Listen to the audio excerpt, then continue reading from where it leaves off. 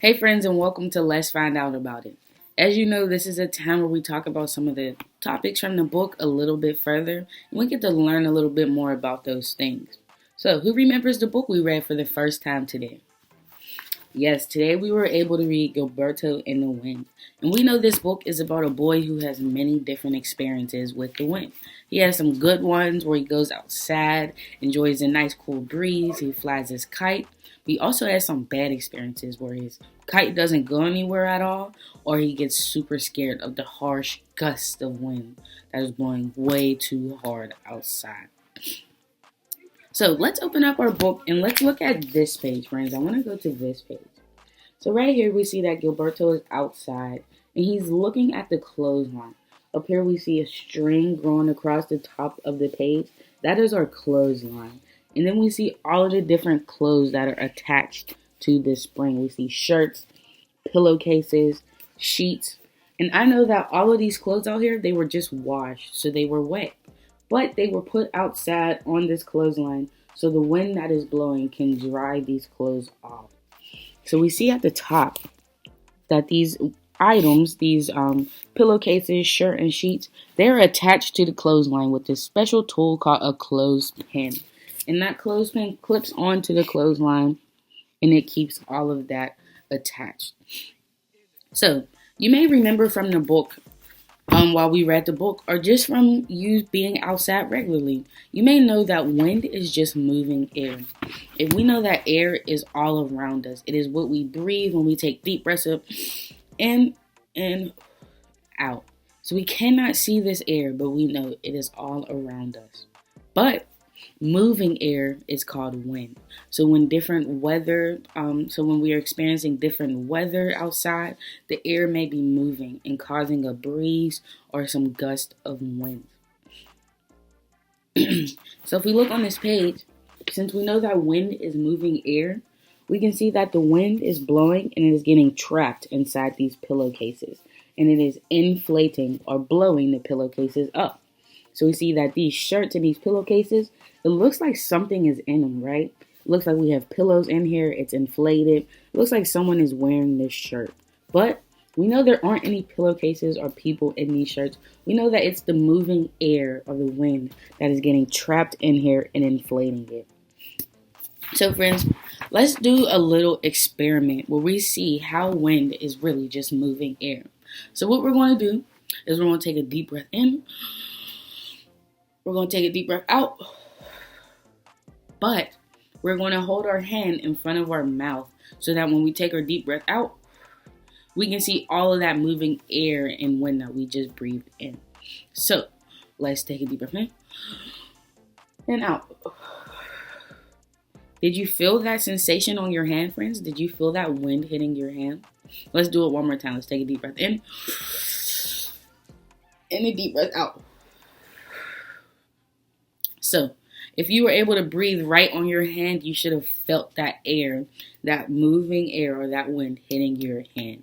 So that sensation is the same thing that is happening to these pillowcases, except it is getting trapped in here and it is inflating.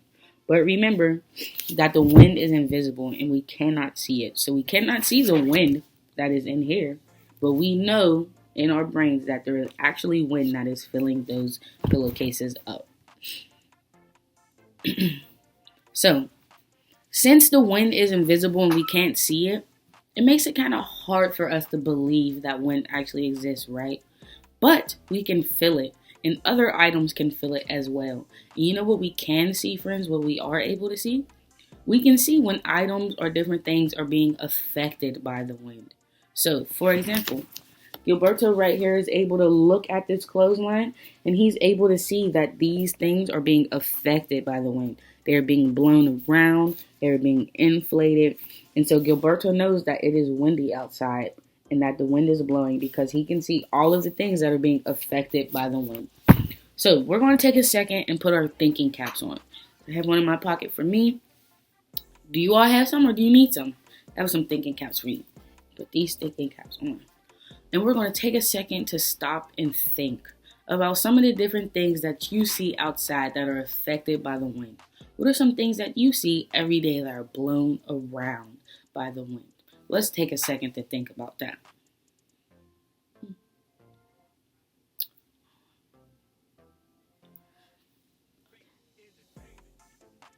Okay.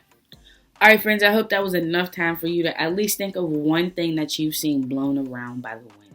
Can you all tell me what that one thing is?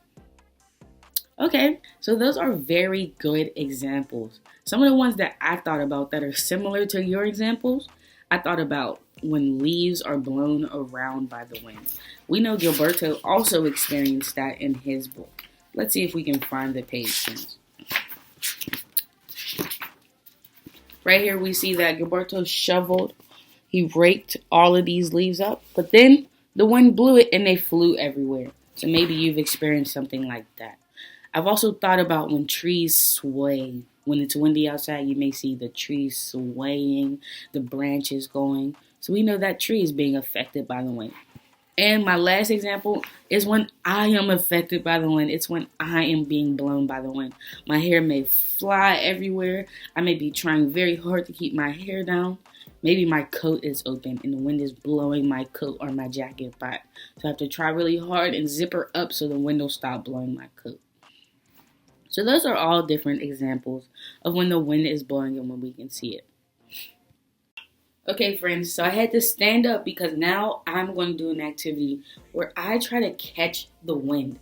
Do you think I will be able to catch the wind? Let's see. So we are going to create wind catchers, friends. The only thing you're going to need to do this experiment is a pillowcase. So I want you all to pause my video or just take a second to go hurry up and run and try to grab a pillowcase. If you are at home, you can grab one. If you are not at home, maybe you are in school, that is okay. I want you to watch me and remember everything that is happening, and then you can go home and grab a pillowcase or a plastic bag and do this wind catcher experiment.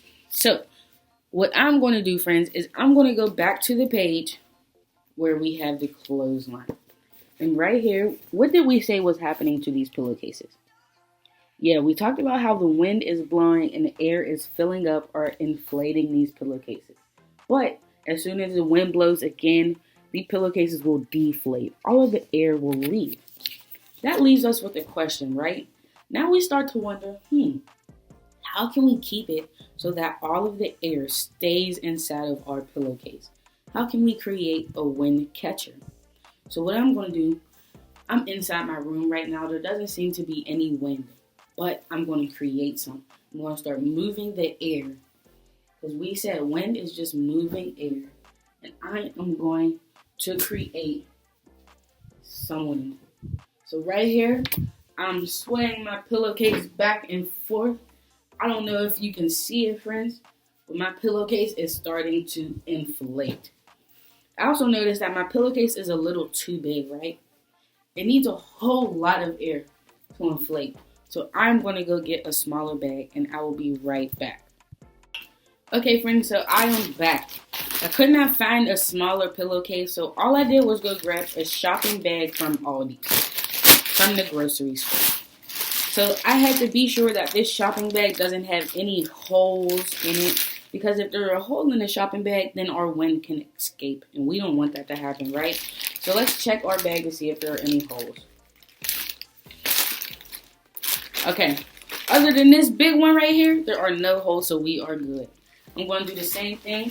I'm going to make some wind, catch this air as I go flow my bag back and forth.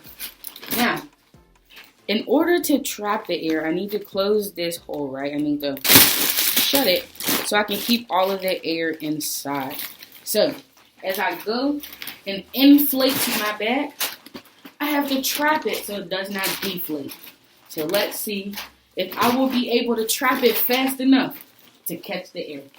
You think I can do it? Let me see thumbs up if you believe in me. Do you think I can do it, friends? Okay. Alright, friends.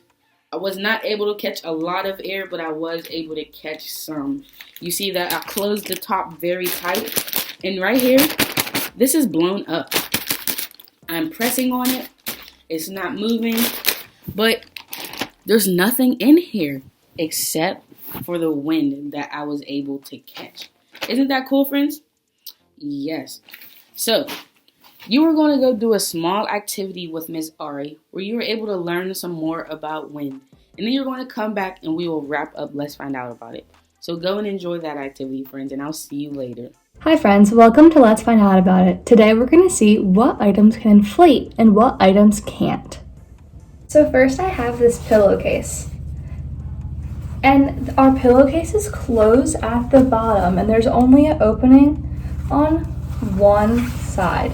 So do we think our pillowcase is going to be able to inflate or fill with air? Let's see.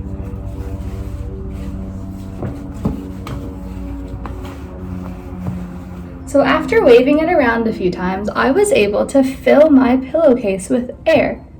Why do we think we were able to fill our pillowcase with air?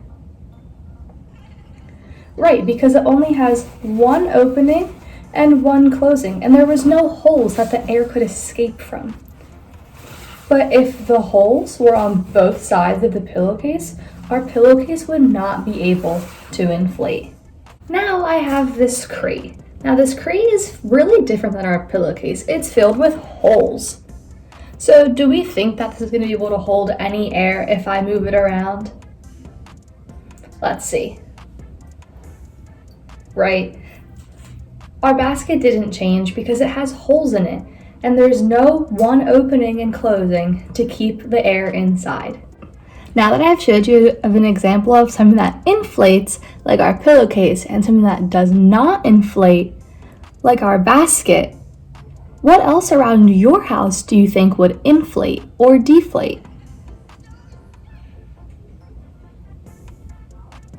Maybe you said gloves. If you blow into gloves, they'll inflate because there's no other holes for the air to get out of. The same goes for a balloon.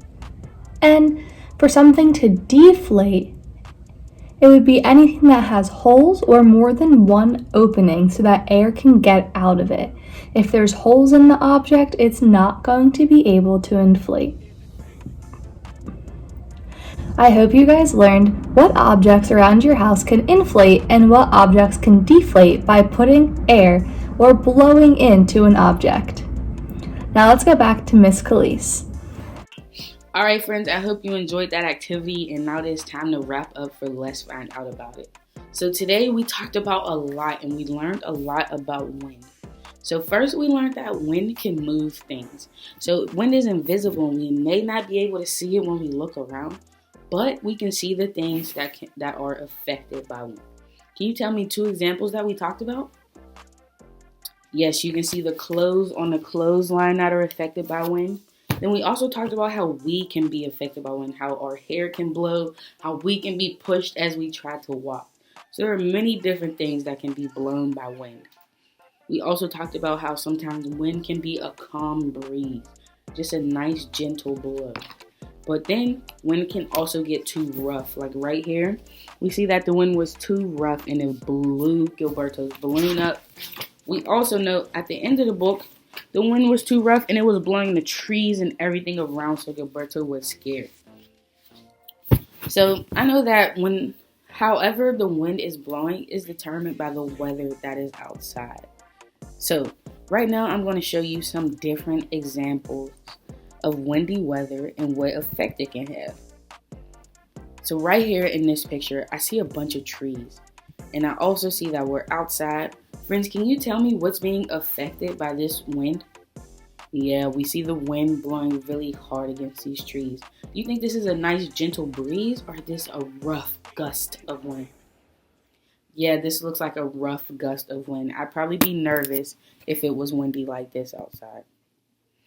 Now we see this picture. It looks like we see a dad and his kid at the park. What do they seem to be doing outside in the park?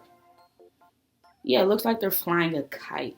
And friends, is this kite successful? Is it in the air or is it down and not really going anywhere? Yeah, it's in the air and it's flying. So what type of wind do you think is blowing today? Is this a nice gentle breeze or is this a rough gust of wind? Yeah, this has to be a nice gentle breeze, and that's why the kite is flying so successfully. Friends, this is the last picture I have, okay, friends? So right here we see that it's outside. It looks like after a storm happened, or maybe this is during the storm. I see things that are knocked over. We see the wires and the power lines. So friends, do you think this is a nice gentle breeze? A nice gentle breeze did all this? Or do you think this was a rough gust of wind? Yeah, I agree. This seemed to be a bad storm. Maybe it was a tornado or a hurricane. And I see that everything is knocked over and there's a lot of damage that has to be fixed. So that must have been a very rough gust of wind. Okay, so those are all the examples I have for you today. We saw how the wind can be very strong or it can be very nice and you can go outside and enjoy it. Just like Gilberto did in the book. So, it is now time for Centers. I hope you enjoy Centers. Go and watch that video and I will see you later. Goodbye, friends.